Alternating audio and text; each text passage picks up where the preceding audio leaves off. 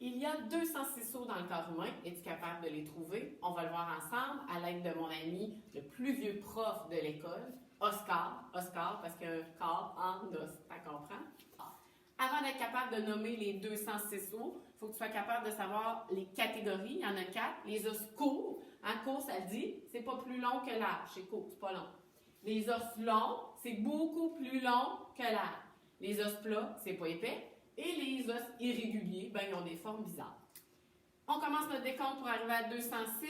On commence avec l'axe du squelette, le squelette axial. On va commencer avec la tête. Donc, la tête, c'est des os qui sont pas épais, donc c'est des os plats. Et il faut savoir que pour chaque partie, les os ont comme fonction de quoi? De protéger le corps humain. Donc, on va essayer de voir qu'est-ce que chaque os protège. Ici, au niveau de la tête, le crâne, ben, on protège quoi? Le cerveau.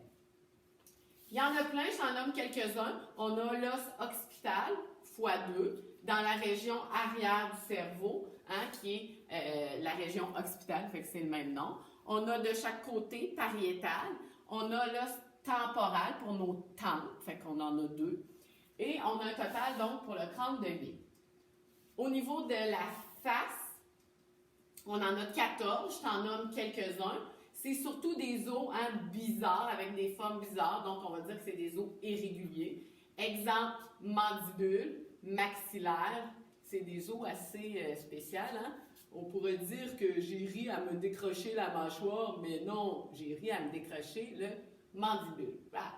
Okay? L'os nasal ici, ton os pour le nez, et regarde, hein, il arrête. Après, là, le mou, c'est pas un os, c'est du cartilage. C'est pour ça qu'il est cassé là. T'en as plein comme ça, zygomatiques, t'as pas à les apprendre par cœur. On se rappelle qu'on a l'ethmoïde aussi qui rentre à l'intérieur au niveau du nez. T'en as 14.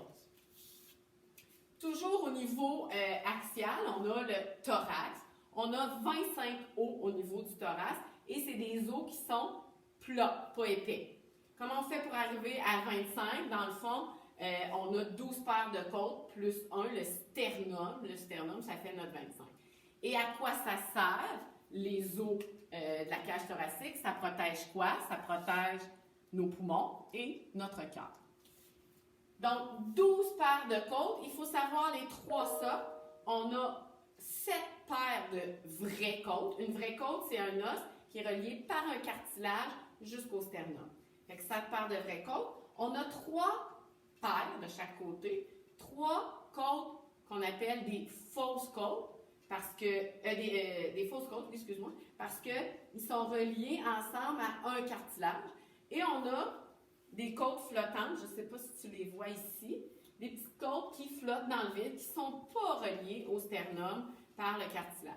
Fait que si un jour tu as une réanimation cardiaque à faire, je ne te le souhaite pas, mais en faisant la réanimation, c'est peut-être ces petits os-là, des côtes flottantes qui vont être cassées. Et notre cartilage, il nous permet de expansionner notre cage thoracique pour avoir notre variation de volume pour faire notre inspiration. Donc, je te rappelle, le cartilage, c'est pas un os. On est rendu à 25. Ensuite de ça, on est toujours dans l'axe. On va voir les fesses d'Oscar. Mais non, on ne verra pas ses fesses puisque il n'y a pas les muscles encore. Donc, dans l'axe, on a la colonne vertébrale. La colonne vertébrale, on va dire qu'il y a 33 os, mais il y en a des soudés. Fait qu'on pourrait dire 26. Et les os qui font la colonne vertébrale, c'est des vertèbres, donc c'est des os irréguliers. Et à quoi ça sert la colonne vertébrale? Bien, ça protège notre moelle épinière. C'est ce que tu entrevois en jaune, là, ici, qui passe dans le canal rachidien là, qui est formé par l'accumulation des vertèbres une après l'autre. Donc, on l'a dit, ça protège la moelle épinière. Et notre colonne vertébrale, ça nous permet de faire plein de mouvements. Dans les 33 vertèbres, il faut que tu saches les 3 types. Donc, on a nos 7 premières vertèbres, c'est des vertèbres cervicales en lien avec le cerveau. C1, si tu vas chez le chiro, peut-être un jour tu vas entendre parler de la C1 à C7. Si ton chiro dit C8, mauvais chiro, change de chiro, ça se peut pas. Fait que C1 à C7. Après ça, on a nos vertèbres thoraciques en lien avec la cage thoracique, en lien avec nos côtes du thorax. Donc, on a 12 paires de côtes, fait qu'on a 12 vertèbres thoraciques. Et après ça, dans le bas du dos, on a nos vertèbres lombaires on en a 5 de L1 à L5. Ensuite, suit le sacrum et le coccyx. Et ça, c'est des vertèbres qui sont soudées.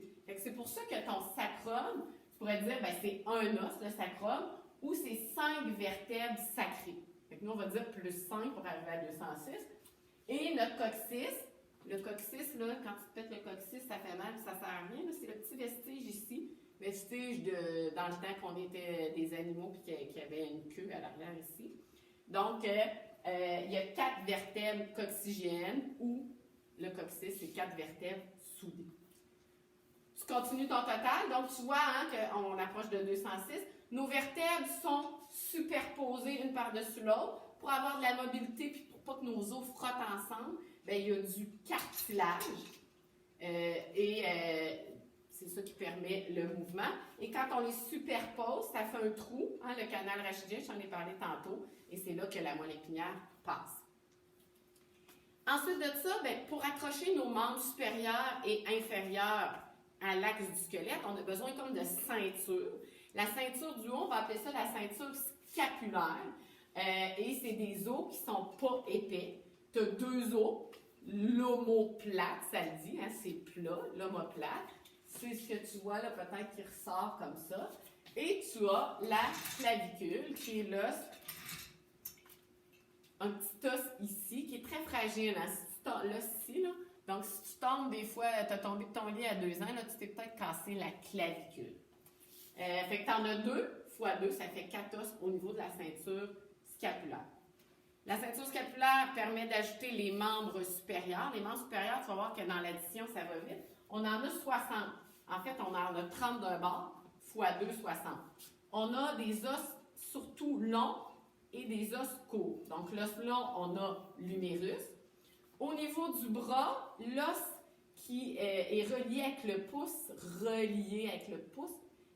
radius, il rayonne, trouve un truc, là. Mais lui avec le pouce, c'est le radius. Et l'autre, c'est le cubitus. Après ça, c'est les os longs. On arrive aux os courts, aux os au niveau du poignet, au niveau de la main. Les os qui sont aussi larges que longs, c'est nos os carpiens. On en a 8 os carpiens. On a 5 os métacarpiens, c'est les 5 os de notre main pour les 5 doigts. Et au niveau des doigts, on a les phalanges de la main. Donc, chaque doigt a 1, 2, 3 phalanges. Fait que ça fait 1, 2, 3, 4, 5, 6, 7, 8, 9, 10, 11, 12. Ah, le pouce, il y en a juste 2, 13, 14. Donc, on a 8 os carpiens, poignets, 5 os métacarpiens et 14 phalanges. Additionne tout ça, ça fait 30 fois 2, plus 60. On continue. On a attaché avec notre ceinture scapulaire nos membres supérieurs. Il faut attacher nos membres inférieurs. Donc, on va la faire avec le bassin, la ceinture qu'on appelle pelvienne. Et la ceinture pelvienne, c'est pas compliqué. En fait, c'est l'os iliaque. Tu en as 1, 2. Un os iliaque, 2. Facile. Okay? Plus 2. Et si tu regardes, tu n'as pas à voir le détail, le pubis, tout ça, les sections de l'os iliaque. Et si tu regardes, ça c'est le bassin de la femme, ça c'est le bassin de l'homme. Est-ce que tu vois une différence? Le bassin de la femme est beaucoup plus large. Tu vois, l'espace, le trou est plus large. Pourquoi? Parce que nous, les femmes, on a la chance de pouvoir avoir des bébés. Pas vous autres, les gars.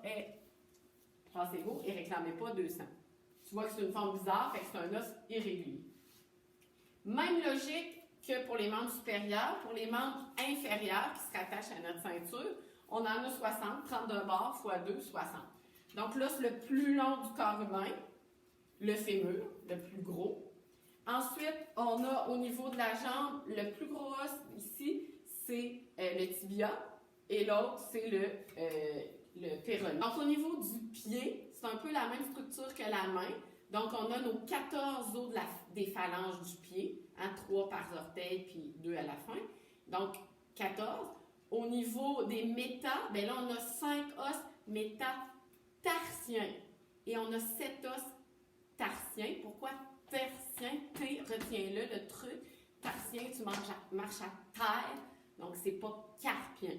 Fait 5 os métatarsiens. Et on a 7 os tarsiens et non 8. Fait que si on en a 7 tarsiens au nombre et non 8, comment on fait pour arriver à 30? On arrive à 29. Et non, il nous manque un os. Il nous manque l'os de la rotule. Fais le total et tu devrais arriver à 206 os pour le corps humain.